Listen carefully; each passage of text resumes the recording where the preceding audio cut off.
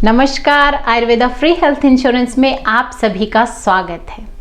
Water principal series के continuation में आज हम बात करेंगे उषा पान या सुबह खाली पेट पानी पीने के नियमों के बारे में। तो चलिए शुरू करते हैं। सबसे पहले ये समझते हैं कि उषा पान का सही मतलब क्या है। उषा पान दो शब्दों से मिलकर बना है, उषा और पान। उषा मीन्स अर्ली मॉर्निंग या डान और पान मीन्स टू ड्रिंक और कंज्यूम। तो उषा पान मीन्स ड्रिंकिंग और कंज्यूमिंग वाटर एट ब्रह्म मुहूर्त। ब्रह्म मुहूर्त मीन्स टाइम ऑफ ब्रह्मांड। सो अगर ब्रह्म मुहूर्त की बात करें तो सनराइज से 1.5 घंटे पहले का जो समय है वो ब्रह्म मुहूर्त होता है। और प्रिसाइजली बात करें तो सनराइज से 1 hour and 36 minute पहले का जो समय है वो ब्रह्म मुहूर्त होता है। अब जो एक मुहूर्त होता है उसमें 48 मिनट्स होती है, तो जो ब्रह्म मुहूर्त होता है वो 48 मिनट का होता है। अब जो सनराइज का समय है वो वेरीज होता है every day according to geographical location और according to the time of the year. तो उसी अनुसार जो ब्रह्म मुहूर्त है उसका समय भी वेरी करता है। एग्जाम्पल के तौर पे जैसे मान लीजिए सूर्योदय या सनराइज का समय सुबह 6 बजे है तो ब्रह्म मुहूर्त शुरू होता है 4:24 पे। इसी तरह से मान लो सनराइज का समय है 7 बजे तो ब्रह्म मुहूर्त शुरू होता है 5:24 पे।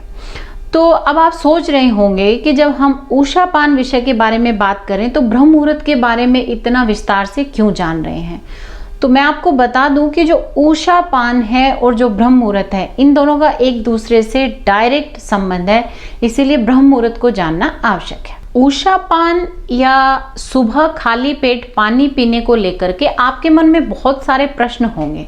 जैसे कुछ लोग कहते हैं कि उषा पान करना चाहिए, कुछ कहते हैं नहीं करना चाहिए, कुछ आयुर्वेद या संहिताओं का रेफरेंस देके कहते हैं कि दिनचर्या में कहीं भी इसका वर्णन नहीं आया है।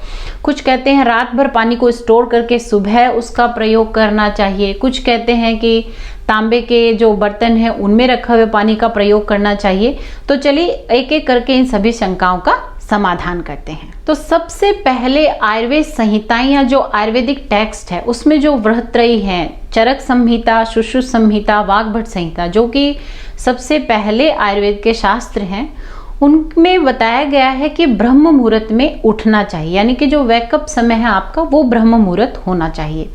वहां पर उषा पान का वर्णन नहीं किया है। इससे ऐसा अनुमान लगा लेते हैं कि उषा पान का वर्णन बृहत्त्रयी या संहिताओं में नहीं आया है। इस शंका को दूर करने के लिए देखिए मेरे विचार से जो आयुर्वेद में दिनचर्या बताई गई है वो स्वस्थ व्यक्ति के लिए बताई गई है, यानी कि स्वस्थ व्यक्ति को ब्रह्म मुहूर्त में उठना है। यदि आप रोगी हैं या किसी रोग से ग्रस्त हैं तो आचार्य नहीं कहते कि आपको ब्रह्म मुहूर्त में उठना है। उसी तरह से जो उषा पान है वो स्वस्थ व्यक्ति को नहीं बताया गया या उसके लिए आवश्यक नहीं है। यदि आपको उठ करके ब्रह्म मुहूर्त में प्यास लगती है तो अपनी प्यास के अनुसार आप पानी पी सकते हैं, परंतु आवश्यक नहीं है, अनिवार्य नहीं है। बृहत्त्रयी के बाद के समय में या उसके बाद may be due to prevailing life style और प्रचलित जीवन शैली के कारण बाद के आचार्यों ने उषा पान का वर्णन किया है। जैसे मदन पाल निघंटू में उषा पान, बट यहाँ पे विशेष रूप से ब्रह्म मुहूर्त को ध्यान में रखना है। तो उन्होंने व्यक्ति की प्रकृति के अनुसार, जैसे आप कफ प्रकृति के हैं तो लगभग 1 पल यानी कि 50 ml पानी आपको पीना चाहिए। वात प्रकृति के हैं तो 100 ml और पित्त प्रकृति के हैं तो लगभग 150 ml तक पानी पीना चाहिए। और यदि आपको अपनी प्रकृति का नहीं पता है तो अपनी प्रकृति को जानने के लिए डिस्क्रिप्शन बॉक्स चेक करें और वहाँ का जो वीडियो लिंक है उससे अपनी प्रकृति का पता लगाएं। इसके बाद मदन पाल निघंटू में कुछ विशेष रोगों जैसे wrinkles, premature greying of hair, hoarseness of voice, dyspnoea, rhinorrhoea आदि ऐसे कुछ रोग हैं। यदि उनमें उषा पान से यदि आपको फायदा चाहिए तो एक निश्चित क्वांटिटी ऑफ वाटर आपको पीना होता है। तो वो निश्चित जो मात्रा उन्होंने बताई है वो 8 प्रसृति लगभग 640 ml जल ब्रह्म मुहूर्त में पीना चाहिए। इसी तरह से आचार्य भाव प्रकाश ने उषा पान के लिए या उषा काल में जो जल पीने के लिए जो डोज बताई है, उन्होंने 8 प्रसरती, एक प्रसरती में लगभग 80 ml होता है, तो लगभग 640 ml क्वांटिटी लेने के लिए उन्होंने बताया है। इसी तरह से उन्होंने कहा है ऐसा करने से बहुत सारे रोगों से आप बचे रहते हैं, दोषों का जो है शरीर में बैलेंस बना रहता है और 100 साल की जो है उम्र आपको मिलती है। फिर बात करते हैं कि रात भर रखा हुआ पानी या जो पानी स्टोर करके पीना चाहिए, तो इसके लिए आचार्य भोज ने बताया है कि रात भर जो स्टोर करके पानी रखा हुआ होता है वो शरीर के लिए बहुत बेनिफिशियल होता है। अब अगर स्टोर वाटर से समझे तो इसे स्टेल वाटर या स्टैग्नेट वाटर कह सकते हैं, तो इसका मतलब है कि मोशनलेस वाटर। दूसरा ये बताया है कि जिस पात्र में हम जल को रखते हैं वो उसके गुणों को भी ग्रहण करता है। तो इस तरह ओवरनाइट रखे हुए जल को ग्रहण करने से वात, पित्त, कफ, औक्षत या किसी भी इंजरी के कारण जो रोग होते हैं उनको हील करने में बहुत अच्छी मदद मिलती है। अब बात करते हैं कि पानी को स्टोर करने के लिए ओवरनाइट किस धातु का प्रयोग जो है करना चाहिए, कौन विशेष फायदा करता है। तो आचार्य सुश्रुत ने बताया है कि सोने के पात्र में, चांदी का बर्तन है, तांबा है, कांसा है या मिट्टी का जो बर्तन है उसमें पानी को स्टोर किया जा सकता है। बट चूंकि जो तांबा है वो इजीली अवेलेबल है और बहुत अधिक उसके बेनिफिट होते हैं, तो मोस्टली जो है तांबे का बर्तन जो है वो वाटर को स्टोर करने के लिए यूज किया जाता है। कॉपर जो है एक असेंशियल ट्रेस मिनरल है which is vital to human health. Ayurveda के अनुसार जो कॉपर या तांबे के गुण हैं, तो रस में ये तिक्त, कषाय, मधुर, अम्ल होता है, वीर्य में उष्ण होता है, विपाक में कटु होता है, गुण में सार और लघु होता है। कर्म देखें तो नेत्र, शोधन, आम पाचन, मांस मेद का लेखन, ये सभी कार्य करता है। साथ ही पानी में जो माइक्रो ऑर्गेनिज्म जैसे बैक्टीरियाज हैं, फंजाई, एल्गी हैं, इनको भी किल करने का कार्य करता है।